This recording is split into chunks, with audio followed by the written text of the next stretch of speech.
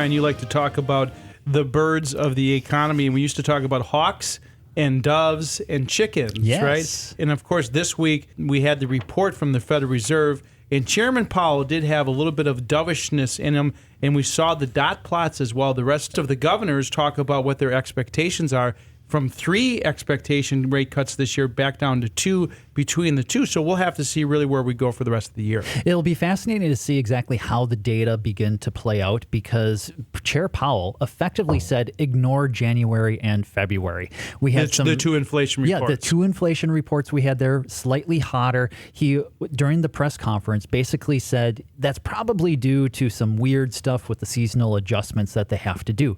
And he still is confident, but not confident enough to really start cutting later this year. The part that really, I think, highlighted that he is getting more dovish, so letting that inner dove show, is that during the press conference, he said that if there's some labor market weakness, they could actually cut a little bit more. And I thought that was interesting, because ever since they started hiking back in March 2022, it's been inflation, inflation, inflation.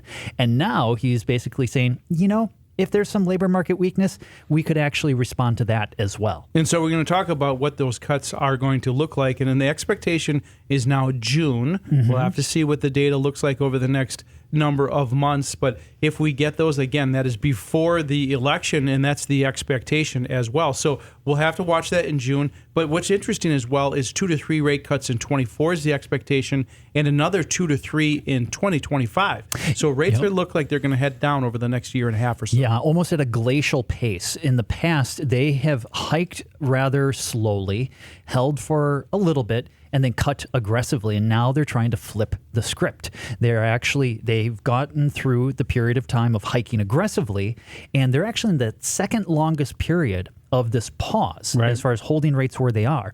And they're hoping that they can actually have that gradual reduction in rates. So it would be the exact opposite of everything they've done in the past. So that's the glacial example I like, because there was a glacial raise in rates, right? A number of 5.5% raise over 18 months. The longest pause we've seen, and perhaps on the cutting schedule that could be longer as well. So I do find that interesting. They're indicating what it's going to look like over the next year and a half. What is also interesting is what the central banks around the world are thinking as well. There could be a worldwide coordinated cuts. And I'm talking about the Bank of England. I'm talking about the ECB. They might cut as well, and they're going to do that for a number of reasons, protecting their currency being one of those. That's correct. Yeah. Whenever you look at what the central banks are doing, it most immediately shows up in the foreign exchange market as far as the value of the dollar relative to the pound, or vice versa.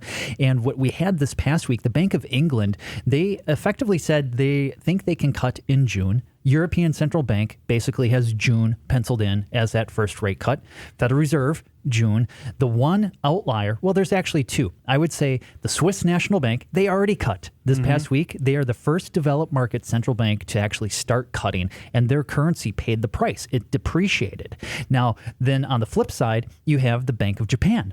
They actually abandoned their negative interest rate policy by hiking their overnight rate from minus 0.1% to basically 0 to 0.1%. But that's the first move in 17 years. That's right. Yes, that's the first time that they've hiked in 17 years. So just imagine that. And so you think about why they're doing that as well. Not only are they trying to spur on the economy because we could see a slowing, but as importantly, and I think we want to talk about this, is what could happen to the U.S. dollar. That's right. And our expectation is that the Fed is likely going to meet expectations. So if there's a June cut, they move 25 basis points, so that 0.25 percentage points at every other meeting. Maybe it's every meeting. We have to see what the pace is actually going to be. That could lead to weakening of the dollar, but only slightly, because if everybody is cutting at the same time and at the same pace, you actually don't see a huge change with the currencies. There is a slight possibility here that the United States could cut a little bit faster,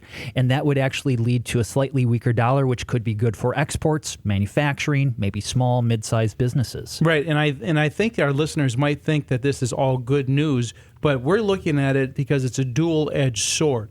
When you start to get rate cuts, there's 2 things that happen. First of all, savers do get hurt because right now they're getting 5% or so. You can walk into the bank and get that. but more importantly, you look at why they're lowering rates and how the economy is going to react to that. That's right. Yeah. As far as the initial reaction to household finances from higher interest rates was they actually benefited in the sense that the interest income was more than the interest expenses. Now that's beginning to change a little bit, but when we get to the point where suddenly they start cutting rates, those interest income that you're getting from the money markets and other bonds is likely to fall, and that has an income effect. Now, the key thing, as you point out, is why are they cutting? Because you can look at, say, the 2007 experience, 2006 to 7, a long period with a pause. They started cutting. They were actually somewhat late to the game in recognizing the problems with the global financial crisis. They were cutting because they had to. It was in crisis mode. Now, if they start cutting, it's more that they are cutting because they can, not because they have to.